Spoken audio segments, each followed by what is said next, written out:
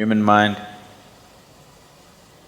because it wants to fix one thing, it invents too many things.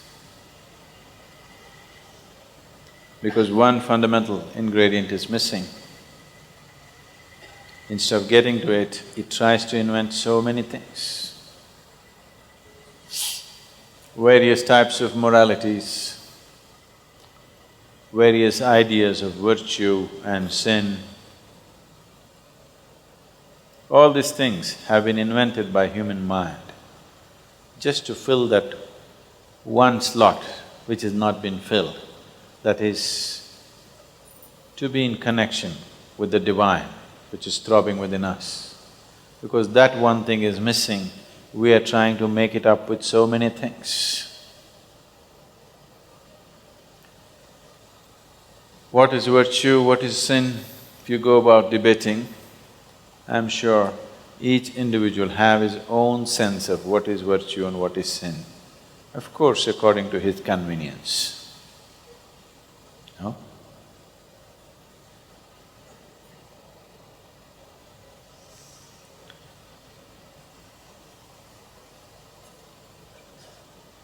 All this is just a circus that the mind is doing simply because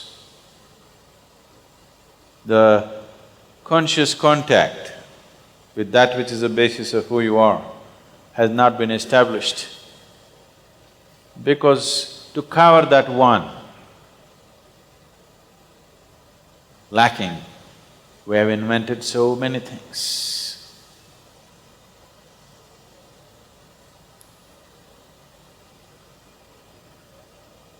On a Sunday morning, in a Sunday school, the Sunday school teacher was very enthusiastic and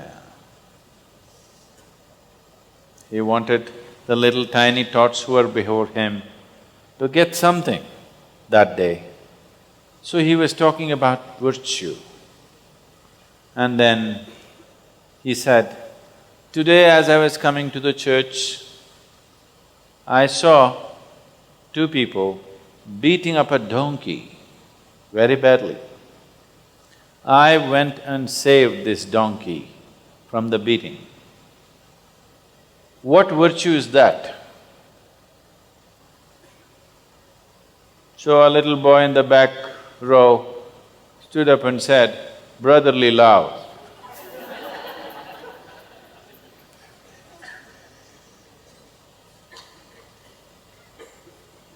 So your ideas of virtue can always be twisted and turned in so many different ways from generation to generation. Ideas of morality, ideas of virtue and sin are twisting and turning, isn't it? Whichever way it's convenient for today, accordingly we'll twist it. And always there's a debate as to which is virtue and which is sin.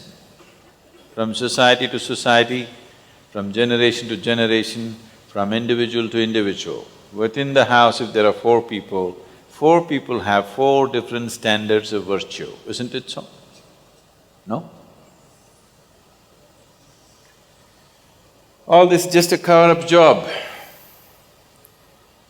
Being moralistic means, to be in morality means you are in pretension of spirituality. What should have naturally occurred, you are trying to act it out. If you were a flower that blossomed, fragrance would naturally come. Because you're a plastic flower, now you are trying to spray. You spray today, in an hour's time, again it's gone. Morality is a big circus. With great difficulty, people are being moral, isn't it? No? With great difficulty. And those of them who are successful in being moralistic, those people who are 100% correct in their morals, one thing that's happening with them is nobody wants to be around them. They don't mind being around somebody who is immoral. but they want somebody lively, isn't it? Totally moral and lifeless, nobody wants to be with them. Please see, the more an individual person thinks that he is a good person, I am good, I am good, I am good, nobody wants to be with him. Because this idea of what is morality, what is virtue, what is sin, is essentially coming in comparison with somebody else. How do I come to a conclusion that I am a good man? He is not okay. Yes? Not okay. She is not okay, he is not okay, she is not okay, he is not okay, he is not okay, he is not okay. Compared to all these people, I am a good man. If I do not make any judgments about any of these people, then there is no basis for me to call myself a good man or a bad man. The more good you think you are, the more you will find nobody is okay. Have you noticed this? People who think they are very good, in their eyes nobody is okay. If nobody is okay, it's not a question of virtue, it is a question of madness. The first sign of psychological disorder is you start thinking nobody is okay. Do you know this? Even medically, the first sign of psychological disorder is you start thinking nobody is okay. Some American author said this, I forget his name. He said, everybody in the world is queer except you and me. You also seem to be little queer. So nobody is okay except you. If nobody is okay, it is a clear case of madness. It is not a question of morality or virtue. So virtue is not about practicing a certain morality. The greatest virtue is that you are in tune with life. You have become life. Am I not life? No. You become too much mind. You become too much emotion. You are not life. And when I say you become too much mind, the content of your mind is not yours. If you carefully watch your mind, you will see your father is sitting here, your mother is sitting there, your teacher here, your friend somewhere else, your enemy somewhere else. Just a whole crowd of people sitting inside and doing crazy things. Yes? When such a crowd of people are there is no question of consciousness. A crowd cannot be conscious, only an individual human being can be conscious. If you carry a crowd of people in your head, the chances of you being conscious are super remote. So the whole process, the spiritual process, is about shifting from being a mental activity to being a life process. Are you a life with a mind, or you a mind with life attached? Let's decide this. Huh? Are you a life with some mental capabilities, or are you a mind with a little bit of life attached? You're alive, isn't it? A very enthusiastic biology teacher saw a very unenthusiastic classroom full of children, so he wanted to do something. So, he went, stood on his head in the class, on top of the table, and he stood there like this, on top of his head, and children got interested and they were all looking. Then he said, staying on his head, "Can you see my face is getting all red?" They said, "Yes." Then he got off and then he said, "See, when I stand on my head, all the blood moves into my head region and my face gets red. But when I stand on my feet, it does not happen. Why?" Why? One little boy stood up and said, "Because feet ain't empty."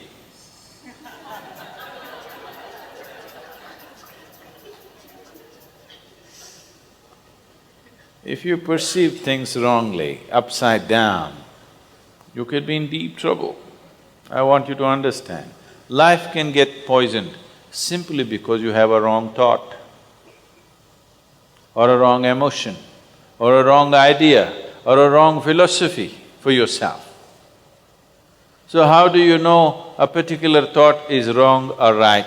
How do you know a particular philosophy is wrong or right? You do not know. The only way to find out whether something is poisonous enough or not is to drink it and see. After that we will know, you will not know. Yes, we will know it works, you will not know.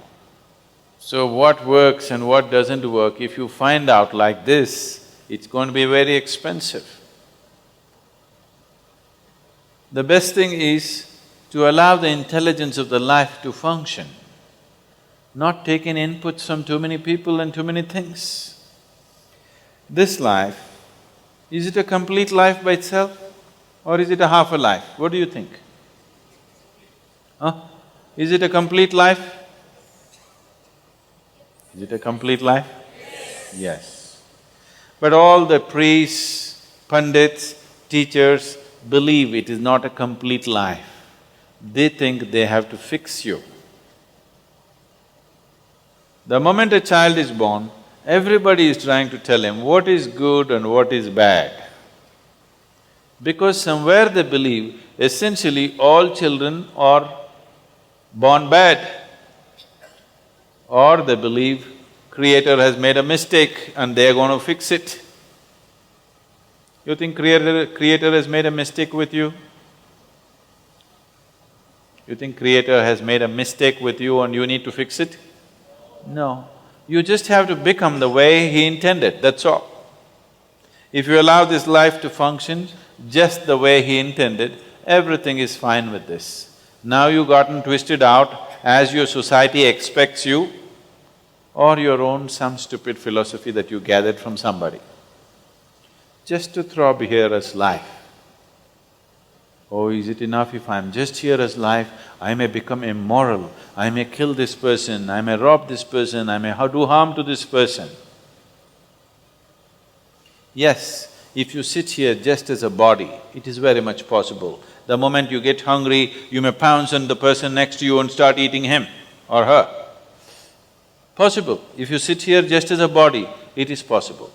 If you sit here just as a mind, it is very much possible, depending upon what kind of content you have taken into your mind, accordingly you may do so many things.